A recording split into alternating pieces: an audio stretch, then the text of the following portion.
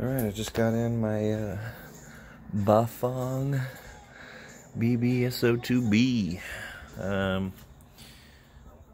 Looks like the cable guide right here got mashed a little bit over there. Are you okay? Yeah, I'm doing a video. It's completely unavoidable unless I could get it off, and I was thinking about actually digging a little bit deeper, because right now if the cable went a little bit further down, I could cut a little bit off the top and then it could fit in between the BBSO2 and the bike frame. But I think for now I'm going to just try to see how well it works. It's not going anywhere. It's pretty well lodged in there. My only concern is the tension, which is going to be right here. Yeah, it feels very loose on this cable, and that is probably not good. Brake cable felt fine. I went and used it. What about this one?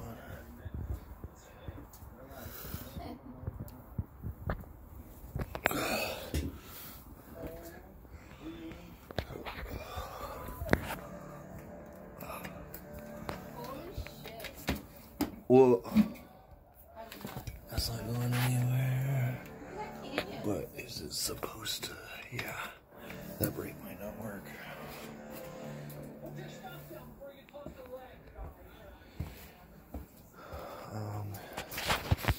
But if I just tighten the cable, I think it will work. Because the problem is there's a really big lack of tension because the new position is right there. But if I tighten it over there, I think it will work. And that one works fine. Yeah, that's not pulling anything. Oh, wait.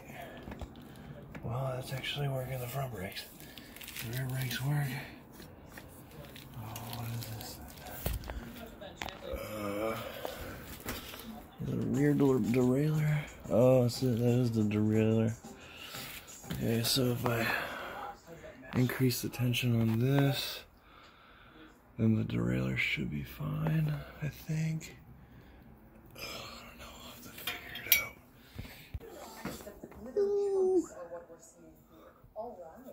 Finishing up.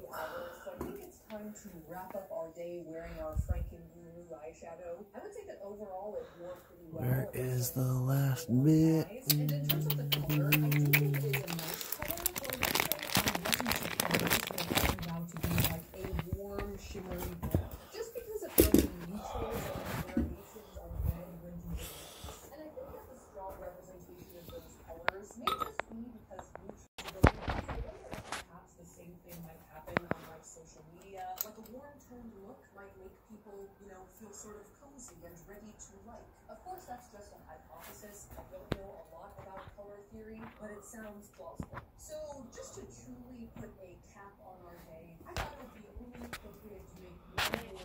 Yeah. Okay, I'm finally finished with this, and yes, I know that cables-wise, it's a complete mess. But I just wanted to share my e-bike conversion that I just made. This actually took a little bit longer than I thought it would. I've been working on this for, I think like 4 or 5 days after work. And I definitely don't have it all right. I want to redo it and optimize it a little bit more.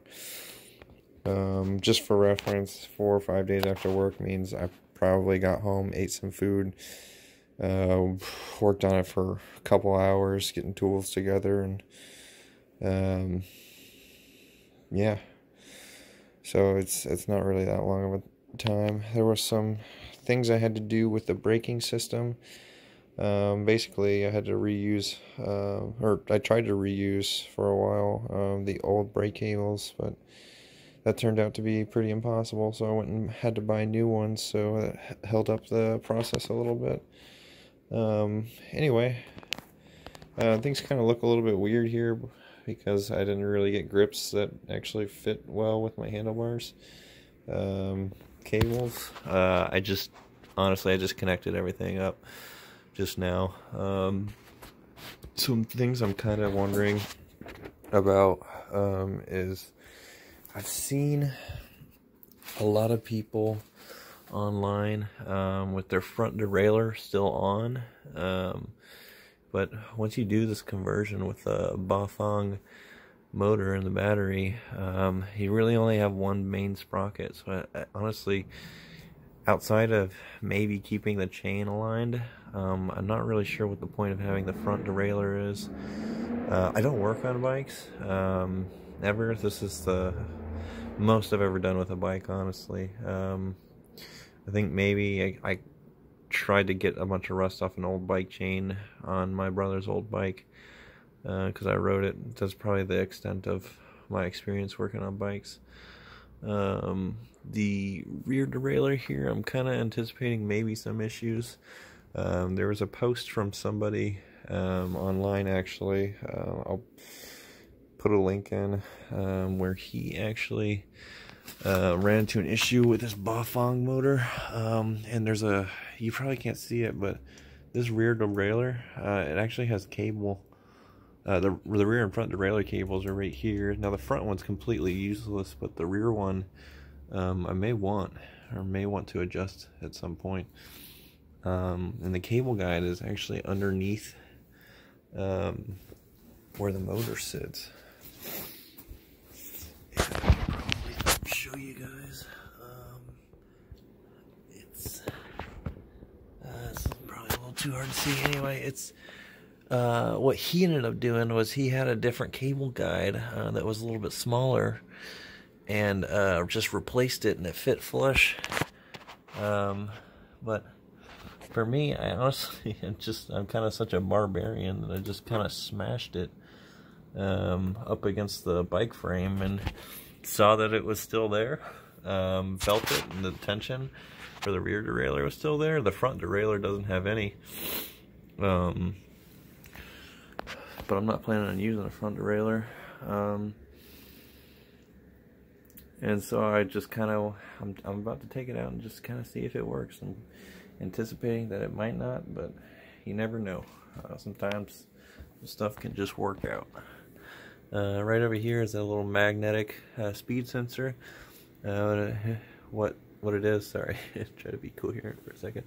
There's a little bit of there's a magnet on the spoke right here, and as it rotates, this picks up the magnetic field, and it measures the RPM and gauges how fast you're going. I've seen a lot of people online actually complain about how inaccurate it is, so I don't even know if it's even worth using, but it's there. I might just take it off and like have a phone mount on my handlebars and just use my phone as a speedometer.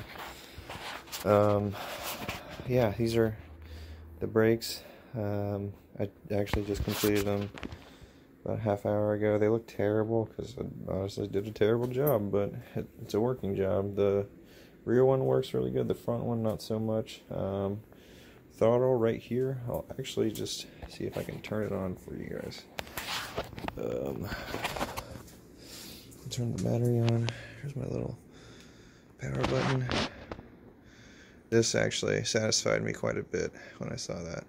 Yeah, I'm going to set the phone down, try to get you guys to be able to see the wheel.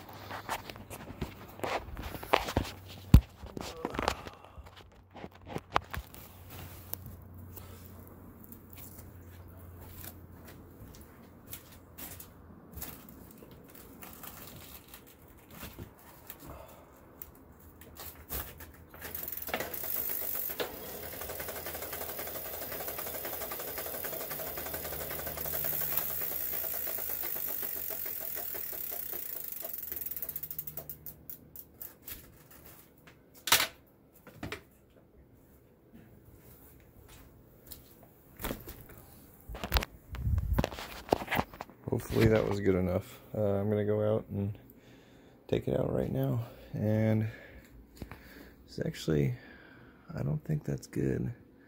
Got a low battery, or a high battery, I can't tell. But it also says 52 volts, and I think this motor is only compatible with 48 volt batteries. So that's not good. I'll have to talk to them just to make sure. But I checked my order on Amazon. It definitely said 48 volts. Anyway, more to come. Just took it out and in a couple errors. Error 30H. Just before this, I saw error 21H. So I'm gonna have to research that before I turn that motor back on. But wow, this thing is incredibly fun. Alright, I actually finished my e-bike. The rest of this is just footage of me riding around. For some reason I can't get the speed sensor to work accurately at all. I looked at some of the ways it needs to be set up so that the magnet's only like I think millimeters away from the sensor. So it's pretty intermittent with the readings that I'm getting. I kind of think it's a waste of time to go and struggle with it. It's pretty damn easy just to get a phone mount nowadays, and you know, phones can tell you how fast you're going. So I'm just riding around the wonderful streets of Seattle. I haven't really had a lot of experience riding around on the roads and stuff because I don't know, I just didn't really feel comfortable. I was kind of worried about getting hit. I kind of looking down occasionally. I apologize for the shaky camera. I'll see if there's any sort of stabilization I can do. Um, but the bike works wonderfully. Pedal assist one. Man, I really love the feel when I just start pedaling and I get that like push forward from the motor, and it's just like, you know, makes my life way easier. I do think I'm going to start taking this thing to work. That was honestly the whole purpose of this build. I want to try to reduce some gas, but I actually ended up spending quite a bit of money doing this conversion in the first place. And I'm hoping it'll last at least a year. I want to be able to commute daily for about a year with it, which probably isn't much of an issue. The only thing I'm worried about is one, Seattle, it rains a lot. So weather might be a huge factor. I don't have anything protecting the battery from moisture or anything like that. Fenders would probably be good just to reduce the amount of splash going on. Um, so that might be something I get in the future. But for now, I'm probably just gonna take it out when it's dry out, or I kind of don't understand how, if it really needs to be completely weatherproofed. Um, it's just it. I know the water's getting everywhere. I wonder if I can like kind of tape over some. Oh, look at that German Shepherd with a traffic cone in his mouth. Yeah, that actually made me laugh. That guy's dog was really cute. Anyway, I kind of wonder if the electronics are really, or at least the battery, that's sensitive to just even a little bit of splash. I'm not really going to take it through mountain biking trails or anything like that, but I probably will ride it around in Seattle, and some puddles might be unavoidable, but I'm not really intending to go through puddles, so I'm just going to hope for the best. I think it sucks because these batteries are seriously like $400. So if this one craps out on me, then I'm kind of fucked for $400. I don't mean to swear, but yeah, I really started going in it. I'm still not thinking I'm ready for some of the bigger roads. I don't really like the idea of just trying to fit in that narrow gap bike lane between the car and hoping the driver's just not a psychopath.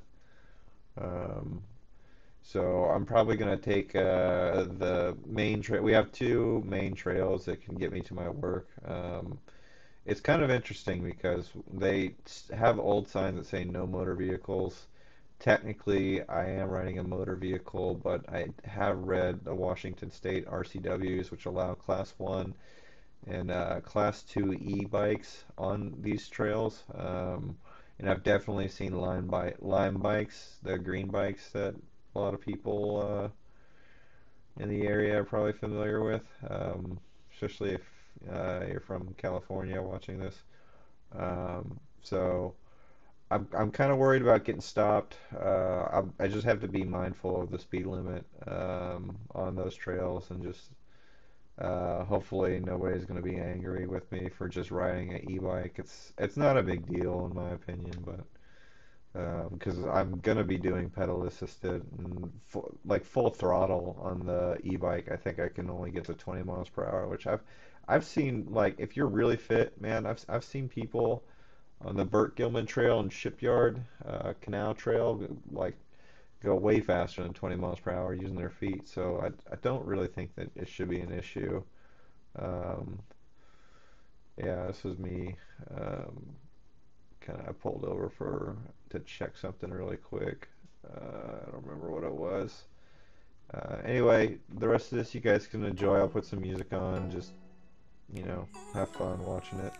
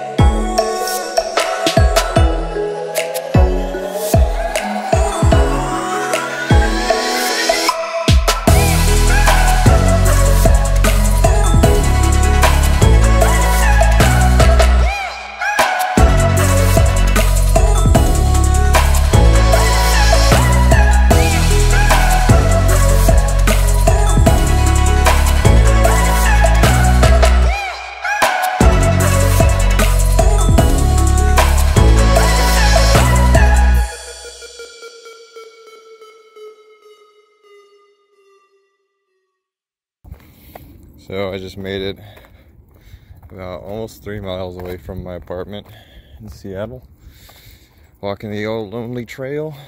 Yeah, the motor just snapped my bike chain, so got a long walk back, 45 minutes.